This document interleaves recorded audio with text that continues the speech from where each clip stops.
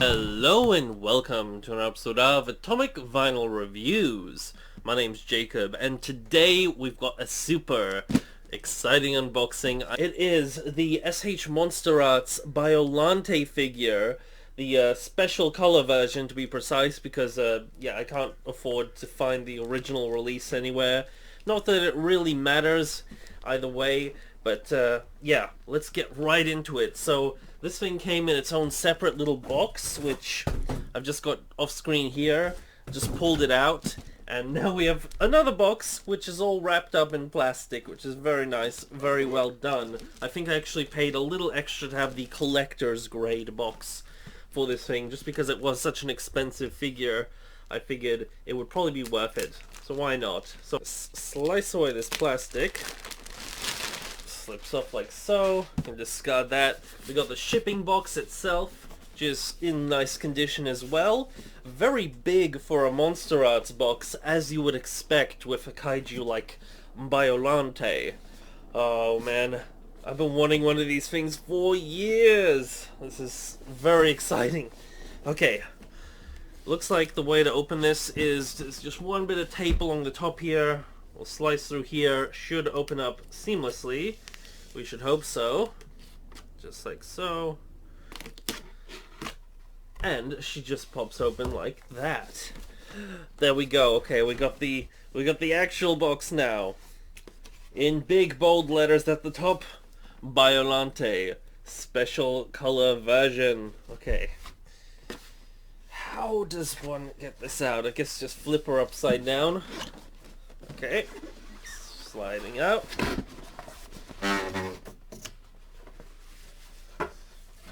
Ooh.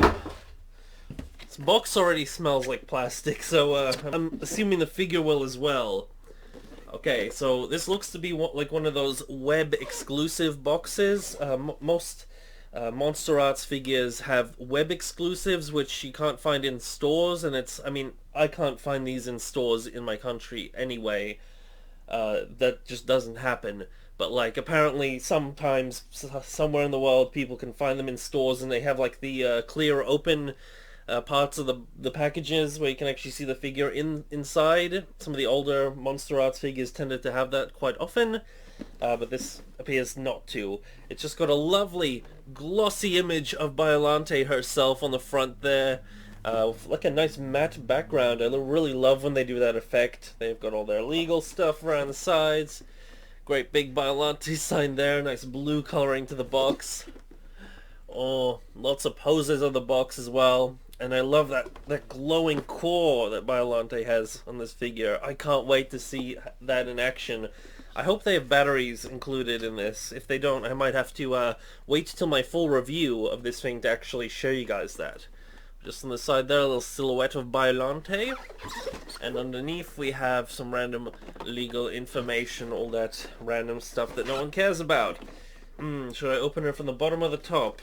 It doesn't really matter, to be honest, but I'll go from the top this time for the change. Okay. Will this slip open as easily, or do I have to use a ruler? I might use a ruler on this side, just to... I don't really want to bend the box when I'm opening it up. That's why I use a ruler sometimes to lever it. And there she is. Ah, sweet. So she's preserved in this nice clam shell, kind of a bit of packaging inside. Just pull that out. Oh, she's heavy. Whoa. Okay, okay. Get rid of that box. This is what we got to contend with now. Whoa. Very big figure. Lots of plastic around this thing. Surprisingly, no tape. Sometimes these have tape, sometimes they don't. You'd think with a figure this big there'd be tape. But no. So she will just pop open like so. Okay. Looks like the tentacles are in separate little bits, so I have to pop those on. That's all fine. And here is the centerpiece, and she is heavy. Okay, a little bit of plastic that we can chuck back in the box. Whoa, she articulates. Oh, that is so cool. Wow. So, just for those of you guys who aren't aware, Biollante is a kaiju character in the Godzilla universe from the 1980, 88 or 89 film Godzilla vs. Biollante, and she is basically a mutated aberration made partially out of Godzilla's cells, a rose, and human DNA. And there she is. Really phenomenal design for a kaiju. This thing is impressive. Very impressive. Ooh, it looks like we do have the batteries in there, because there's like this little tab which normally you'd pull out when accessing the batteries. Then the effect should work. So that's going to be really interesting. I'm going to put her down for a second. We're going to open up the rest of this and get these tendrils or tentacles or vines or whatever you want to call them out.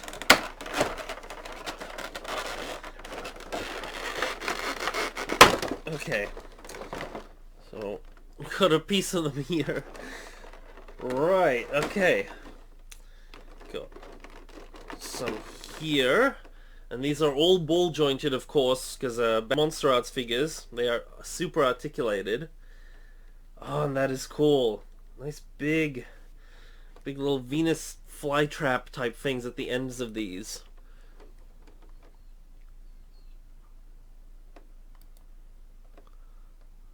Look at that. That is really sweet. We've got the big thorns and the sharp pointy bits at the ends here.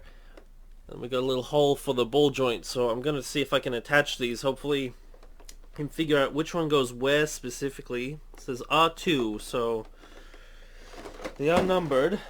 This one is L2. Okay. L2, R2, D2. Got more of these. These ones are kind of blocked off here, so I'm going to open up a little thing for them. More of these. I think these tentacles are actually longer on this version than on the original release. Correct me if I'm wrong. I don't actually have the original to compare it to, but I've seen photos comparing them, and they did look longer on this release, which is, you know, a-okay with me. I'm happy with that, if that is the case. If not, we do have a pretty good length for these to begin with. So, snap that down. Alright. Let's see what we can do here with her.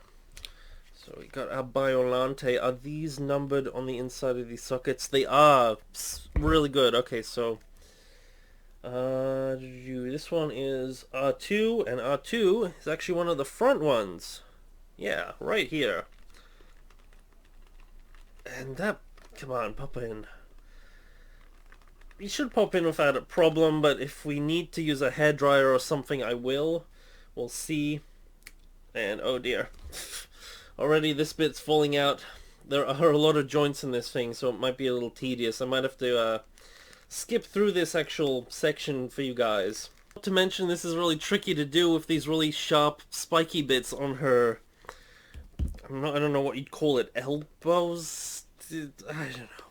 Whatever rose anatomy you want to call it. There we go. There's one. There we go. One of her happy tentacles. Oh, that is so cool. That is really cool. Okay, I'm gonna do the rest, and I will cut back when she's all assembled. So I assembled her little tendrils or tentacles or whatever you want to call them, and she looks absolutely sweet like this. These just give her so much more presence, so much more dimension, and they just look really vicious and awesome. I love the little Venus flytrap type mouths on the ends of these things. They're so effective and really cool. Really well done. Just in general, really, really cool presence. This thing is huge. I think aside from the 2019 King Ghidorah figure, this is easily the biggest and bulkiest figure MonsterArts has ever put out. And I think she's gonna stand a lot better than the King Ghidorah, actually, because she has a nice wide base, which is really nice, because you can actually stand. Although, it's sad we don't have any detail under her, but I mean, we didn't see any detail under her in the movie either, because she's basically a plant. Even though she did kind of crawl around. Stuff like that's gonna keep happening. This joint here is a bit iffy. But that's just kind of the nature of Monster Arts figures in general, guys. What we're gonna do now is let's take a nice look at the detail work all over her. Because with traditional Monster Arts fashion, it is done very nicely. I especially love her face and her teeth. They're just painted in and sculpted in really well. Just look at that.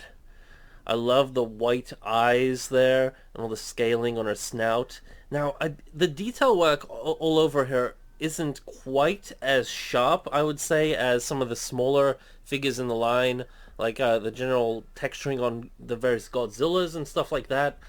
But I don't think it really needs to be. She did have sort of a different texture to her anyway in the film, and it does suit her. It doesn't feel lazy at all, to be honest. I especially love all of this stuff here on the back of her, all these mangled leaf-like structures. They're sort of like her version of spines on her back, kind of like Godzilla has, but they're very leafy, which is a really cool design choice.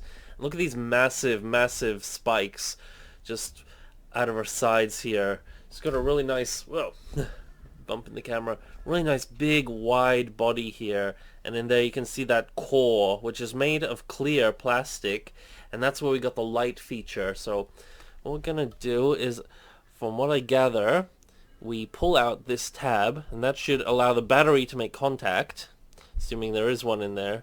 And then if we switch it on like that, is it glowing? I can't tell. It might be too... Oh yeah, it is. And there's the red version. Off, yellow or orange, off, and red. So the middle position is off. The one dot is the orangey yellow, and the two dots is the red. So that's how we know. Okay. Interesting. I'm gonna look at this in person. Just bear with me, guys. What does that look like in person? That's pretty cool. Yeah, it is actually noticeable in person. It's... I don't know how well you can see it. This would work a lot better on a less bright sunny day. Bear that in mind. But again, when we do the full review of her, I'm going to show off that in the proper lighting and all that sort of good stuff. So that's real cool. Back to the figure herself. Love the detail work on her face, and her mouth does articulate, which is really cool, so she can do that. Actually, I think she might have like a soft... Is that like a soft material for... It is. She's got like rubbery membranes between her jaws. That is really cool. And something very new for Monster Arts. They don't really do that kind of thing. I wonder, did the first release have this as well? I don't know. That's cool.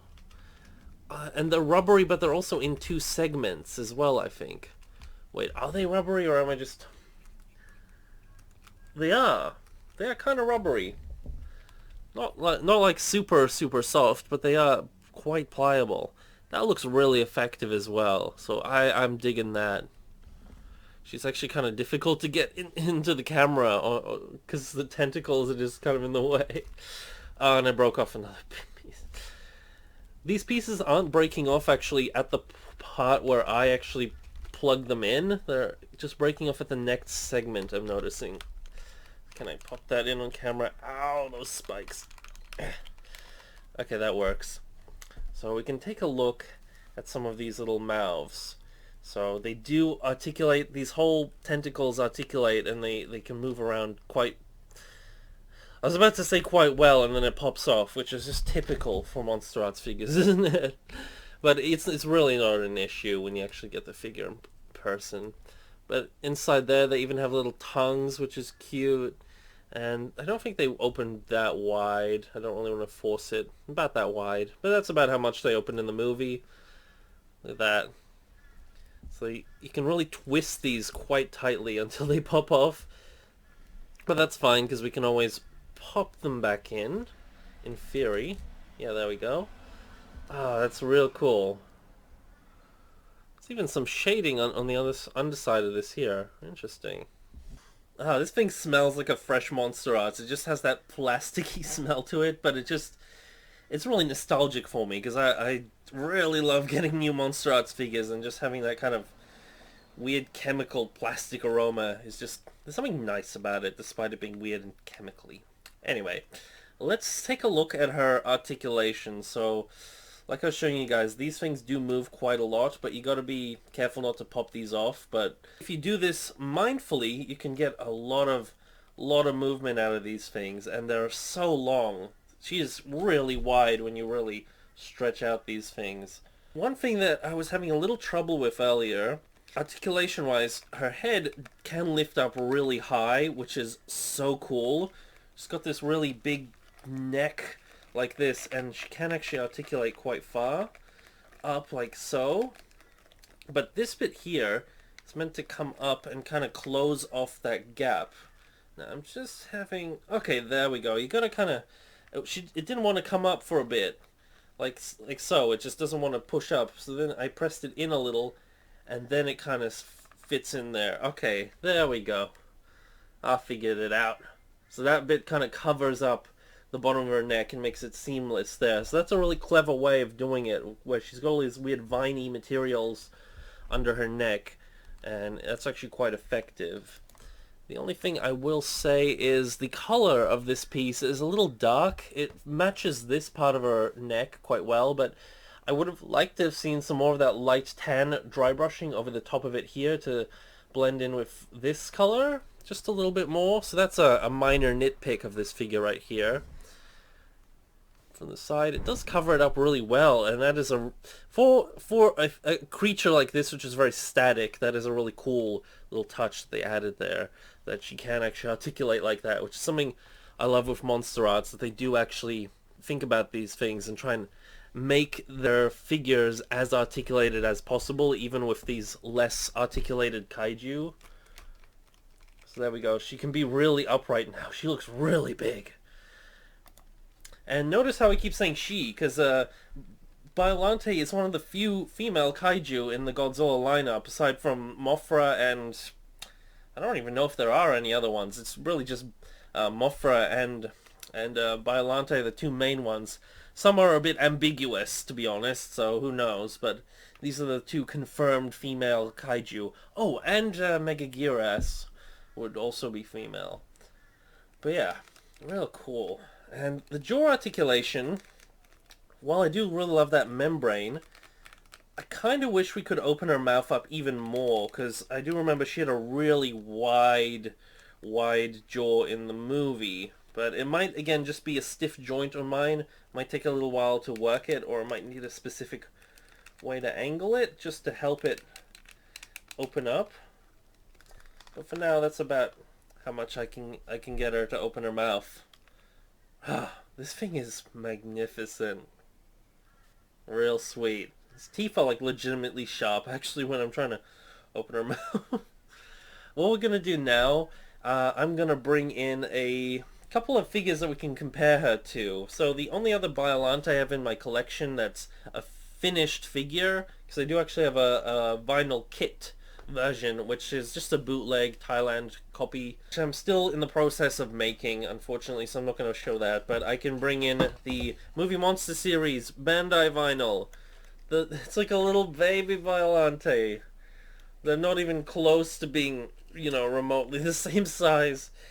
Although, you know, she's got a big base for a Movie Monster series figure, so that's real sweet, but yeah, there's like no comparison. This Monster Arts dwarfs her, and the sculpt is just impeccable on the Monster Arts. Not that it's necessarily bad on the Movie Monster series, especially down lower on the body down here. I mean, that looks pretty good. It's just lacking in paint. So yeah, a little comparison between these two. Nowhere near in the same scale. This one's like twice as big, almost twice as big height-wise, to be fair, and the tentacles are much more accurate, much bigger on her. And actually in the film she also had tentacles come from under the ground. I think she had like extra tentacles that were like roots underground and all that stuff, so a nice accessory for this would have been if there were like separate tentacles that you could position, like if you're building a diorama like out from the ground or something like that. But that's something that like you could probably sculpt yourself or make in another way, because aside from the mouths, they're really simple forms. They're just kind of like vine-like shapes anyway. So it's something if you're building a diorama, you could probably find ways around. So another figure I wanted to bring in was the 1989 Godzilla from NECA. So this one is the one covered in putrid corrosive sap, which is what Biollante sprays out. So Biollante's attack is she sprays out this green liquid, which is this corrosive sap, and this particular Godzilla, which is a bizarre looking figure, is done with that paint job. So this is how they scale together. It's not the worst. These two could definitely hang out on the shelf together. I think the scale is actually not the biggest issue. I think scale, it's not accurate. This Hydra's really huge, even compared to Godzilla. But it's more that the detail work on the NECA figure, it just doesn't really fit with the detail work on Biollante here. Even just the fact that this figure is slightly more glossy looking, and Biollante, she has that nice matte paintwork that we see on all our MonsterArts figures, which I really love. That kind of makes it not really fit, but for those of you who are interested, this is kind of how they scale. It's again tricky to pose them next to each other fairly, because she's just so huge. It kind of gets in the way of filming this. Again, I'll do a better job when I do a full review of her.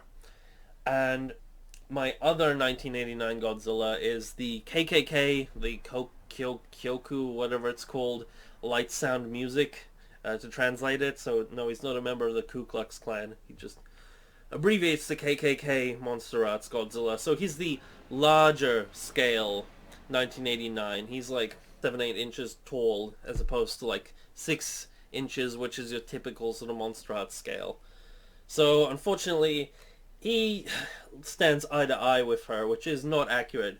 This thing is beautiful, absolutely beautiful. I love this figure so much, but it just isn't the best to scale with her, but they are great pieces just in and of themselves to sit on the shelf together, because they are from the same film and they're just both immaculately done as far as MonsterArts figures go.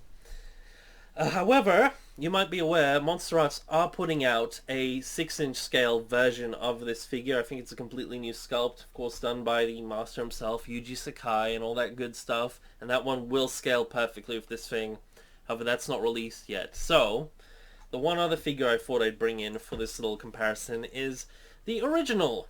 I think this is the 94, 93, I'm not sure. But, you know, it's the original Heisei MonsterArts Godzilla. This is like set the standard for all MonsterArts figures afterwards, the very first one they put out in the Godzilla line. And this thing actually scales pretty well. This seems pretty accurate.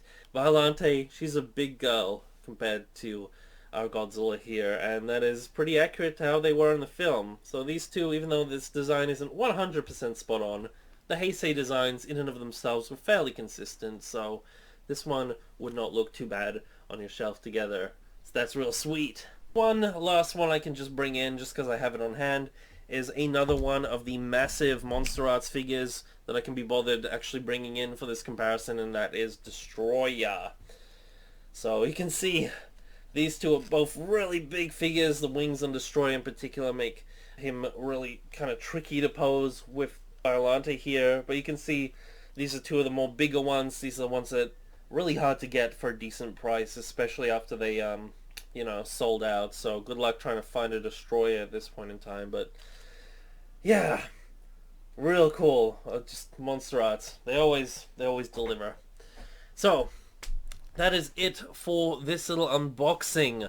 I say little, this video is like half an hour long already, so I apologize for that. But I just couldn't help but rave over this thing, because it's a really monumental figure from MonsterArts. I really love this thing.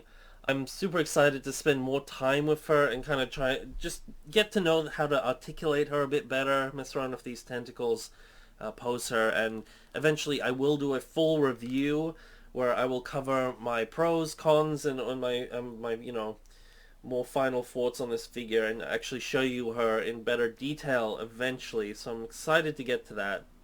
But yeah, that has been it for my unboxing video. I've got a bunch of other reviews coming up since that big Big Bad Toy Store box of goodies arrived, so I'm gonna try and get to all of those in the near future, so stick around for that. But until then, mail your vinyl, be radiated vinyl. Over and out.